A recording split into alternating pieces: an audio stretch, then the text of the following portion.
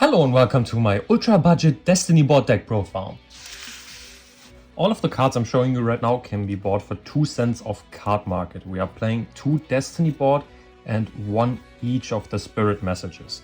A Destiny board can place a spirit message on our field during our opponent's end phase, and if we have Destiny board on our side of the field in all spirit messages, then we win the duel. It's pretty hard to get this effect to resolve, but there's some support cards that really help you resolve this effect, and there are other win cons in this deck as well.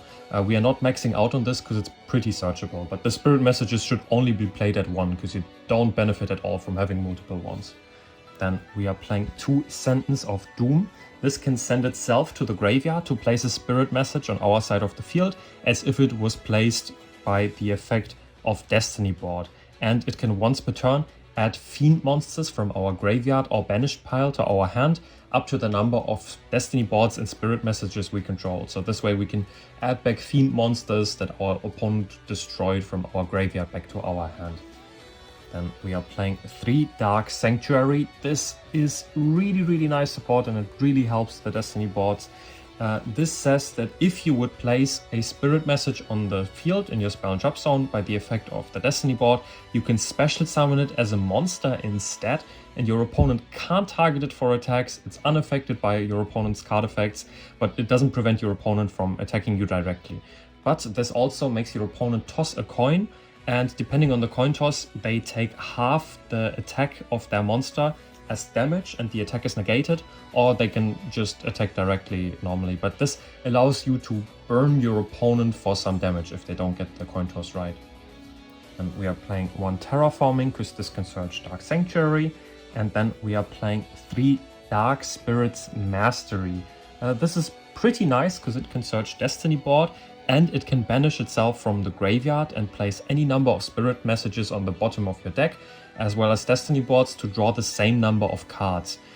This allows you to recycle the spirit messages if your opponent destroyed them once and you maybe want to try again, and it gives you draw power in the deck, which is really needed. You could technically search Lava Golem with this because it also adds any level 8 fiend monster, but Lava Golem is a bit too expensive for us in our ultra budget deck, so we are not playing Lava Golems.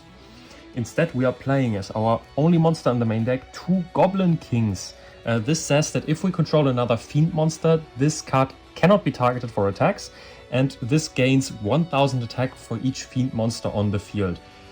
This means that if we get the field spell up, and we can use Dark Sanctuary to summon the spirit messages to our side of the field, we summon them as fiend monsters.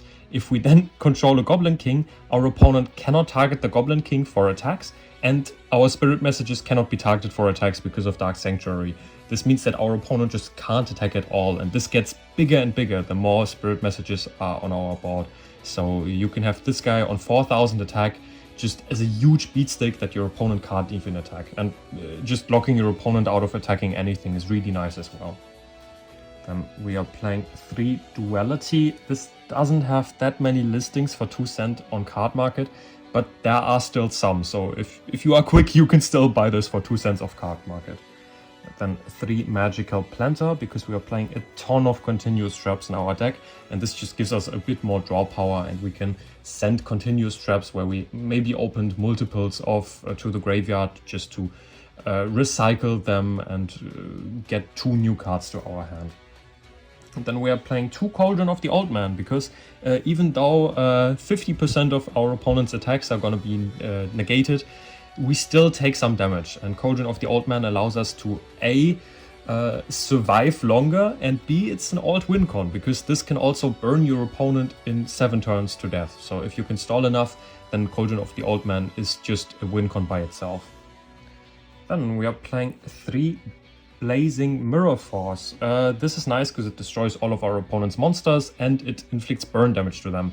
We also take some burn damage, but because of cards like Cauldron, we can just gain more life points beforehand, its removal, and it burns. And because we got some other cards to burn, this is a way to win the duel as well. Then we are playing 1 Imperial Custom just to protect our continuous trap cards from being destroyed by card effects, and some continuous trap cards. We are playing 2 Begun Knave. This bounces any monster that inflicts battle damage to a player. So this is non-targeting, non-destruction, non-banishing removal. It's pretty decent and it's only 2 cents.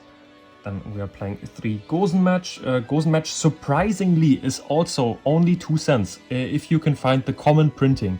The one from Magnificent Mavens is a bit more expensive, but there are still printings of Gozen match on card market for 2 cents. Gozen match is really nice because everything we have in our deck is a dark, so this doesn't affect us at all. Then we are playing 3 Dark Bribe. This is probably the card that surprised me the most. This is being sold at 2 cents. It's crazy, I know. This just negates any spell or trap card that our opponent activates, and then they draw a card, but that's not really that big of a downside, because if we control a board of some floodgates plus our destiny board setup, then we want to protect our setup more than we mind them drawing a card. And then the only card in our main deck that is worth more than 2 cents, we are playing 3 Rivalry. Rivalry goes for 20 cents on card market per copy. This means that these 3 cards are worth nearly as much as the rest of the deck. Yeah, you don't need to play Rivalry, but it's pretty nice if you can set up a Gozen plus Rivalry plus your Destiny board setup. It's pretty nice. Then your opponent can't really summon anything that threatens your board, and this just ensures that your opponent isn't summoning much. In the extra deck, we are only playing 2 monsters. We are playing a Barricade Borg Blocker. This is a dark, so we can summon it under Gozen match. It adds back continuous spells or field spells from our graveyard by discarding a card, and it prevents our face-up spells from being destroyed by card effects. It's just a really great card, but the downside is that you have to link summon this thing, and when any spirit message leaves the field, then Destiny board gets destroyed, sadly. So yeah, this way the spirit messages would leave the field unless you make this with exactly 2 Goblin Kings, but that's kinda unlikely. But because it's so unlikely that we summon anything from the extra deck, we are only playing 2 cards in the extra deck. And our last card in the extra deck is a Lyrilisk Assembled Nightingale. You can still Xyz summon this thing with the spirit messages, because they are summoned as Fiend Dark level 1 monsters. And you can send your own floodgates to the graveyard if you want to. This way you can still summon this after you had a Gozen or a Rivalry on the board.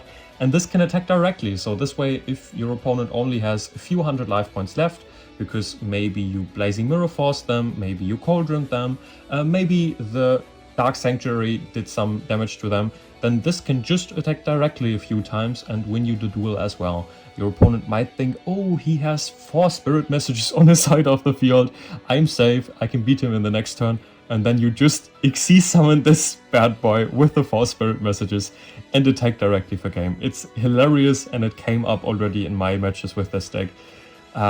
Yeah, and this is only 2 cents as well, same for the Barricade Borg Blocker.